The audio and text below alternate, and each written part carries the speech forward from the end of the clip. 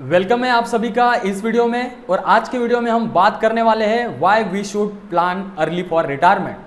So first of all thank you so much for subscribing my channel, likes and your comment.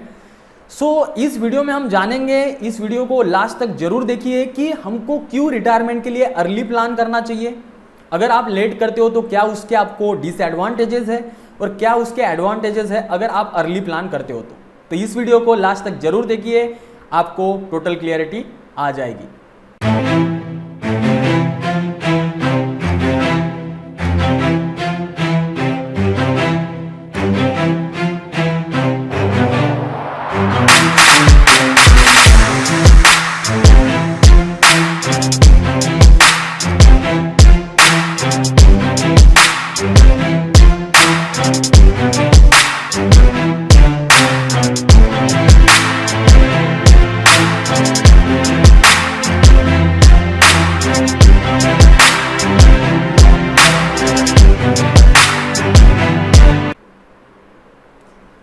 मैं हूं Pritam Patil, financial freedom and wealth mindset coach.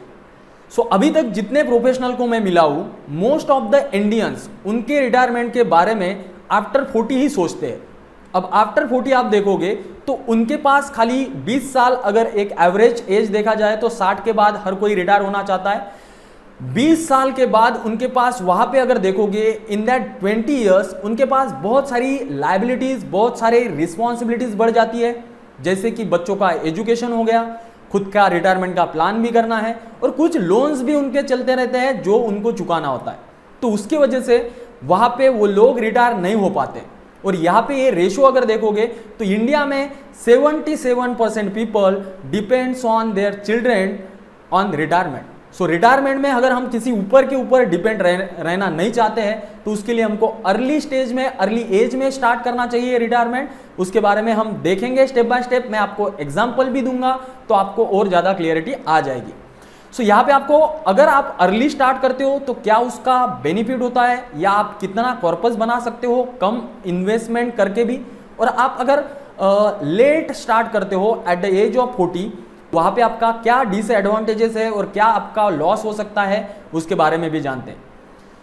सो यहाँ पे आप मेरे screen पे देख पा रहे होंगे, सपोज फॉर एग्जांपल आप 40 में आपका रिटायरमेंट का प्लान करते हो और यहाँ पे आपके पास 20 साल है रिटायर होने के लिए। तो यहाँ पे आपके पास 20 साल है और आप चाहते हो कि अब तो मेरे पास इनकम अच्छा है तो आप ज़्यादा इन्वेस्टमेंट भी कर सकते हो। तो वहाँ पे आप अगर 20,000 रुपये इन्वेस्ट करोगे कोई म्यूचुअल फंड, SIP जैसे इंस्ट्रूमेंट में भी, तो यहाँ पे हम देखेंगे कि हम कितना कॉर्पस इकट्ठा कर सकते हैं। तो यहाँ पे हम 20,000 रुपये पर मंथली इन्वेस्ट कर रहे हो, यहाँ पे हमारे पास 20 साल है। और ऑन एन एवरेज आप लॉन्ग टर्म के लिए अगर 10 साल के ऊपर इन्वेस्ट करोगे म्यूचुअल फंड जैसे इंस्ट्रूमेंट में या कोई इक्विटी रिलेटेड इंस्ट्रूमेंट में, तो वहाँ पे आपको 15% ऑन एन एवरेज रिटर्न मिल जाता है। बट वहाँ पे आपकी कंसिस्टेंसी, पेशेंस आप में होना बहुत जरूरी है। मार्केट अप डाउन होते रहता है बट पेशेंस और consistency is the key of your success. तो यहाँ पे इसको हम कैलकुलेट करेंगे और यहाँ पे आपको देखना है कि हम कितना कॉर्पस बना रहे हैं। तो यहाँ पे आप 20 साल में 3 करोड़ के करीबन आपका कॉर्पस बन रहा है। आप इन्वेस्ट कर रहे हो 48 लाख रुपीस और आपका टोटल गेन जो है वो हो रहा है 2.6 करोड़। यहाँ पे आपको और डीप में भी नॉलेज उसका मिल जाएगा, स्टेप बाय स्टेप कौन से ईयर में, कौन से एज में आपके पास कितना कॉर्पस रहेगा।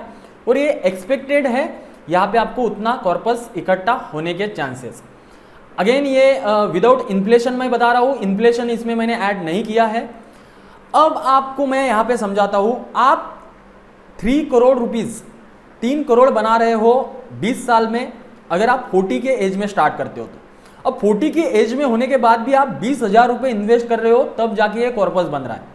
आप 5,000, 10,000 नहीं इन्वेस्ट कर रहे हो, मतलब आपको यहाँ पे ज़्यादा अमाउंट भी इन्वेस्ट करनी पड़ रही है और कॉर्पस भी उतना ज़्यादा नहीं बन रहा है जितना ज़्यादा बनना चाहिए 20,000 के हिसाब से।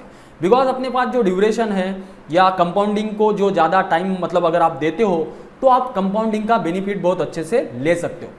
अल्बर्ट आइंस्टाइन बोलते हैं कि compounding is the 8 wonder of the world, who he understand it, earn it, who he doesn't पे इट। अगर हमको समझ में आ गया तो हम कंपाउंडिंग का बेनिफिट ले पाएंगे, अगर हमको नहीं समझ आया तो हम लोन्स के थ्रू उसको पे कर ही रहे हैं। आप होम लोन देखोगे या आप पर्सनल लोन देखोगे तो उसमें आप जब भी लोन्स लेते हो तो उससे डबल ट्रिपल आपको पे करना होता है। तो आपको यहाँ पे अभी मैं बताऊंगा कि आप अर्ली एज में अगर स्टार्ट करते हो तो आप कितना अमाउंट इन्वेस्ट करोगे तो आपके पास कितना कॉर्पस रहेगा।